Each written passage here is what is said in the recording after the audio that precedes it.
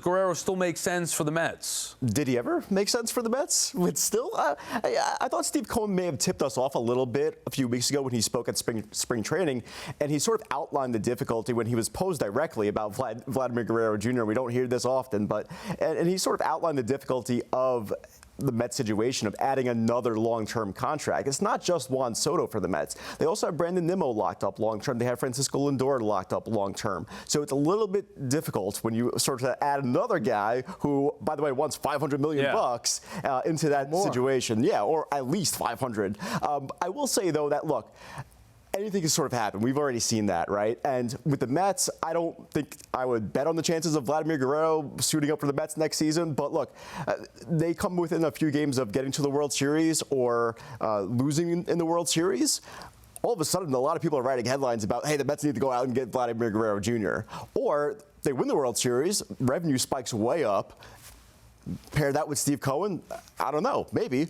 But I wouldn't rule it out. I don't like their chances of this happening, though. Yeah, I'm agree with you. Look, it's a ton of money for a guy who he's not in Soto's class as far as being a difference maker. He's a really good hitter. He's had some inconsistency in his career, though, in terms of the numbers he's put up. That's part of it. He also had some weight issues earlier in his career. You worry a little bit about that. He's a big-bodied guy.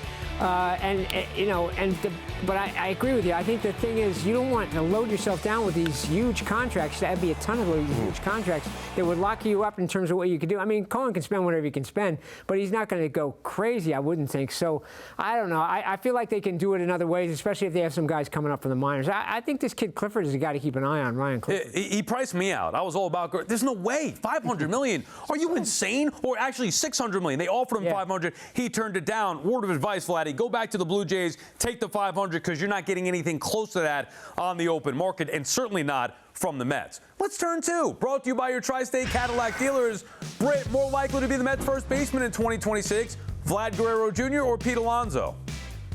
Well, Pete Alonso, because I agree with all of you guys. What a boring segment, huh? We all agree. Vlad should have taken the money. It's just absurd.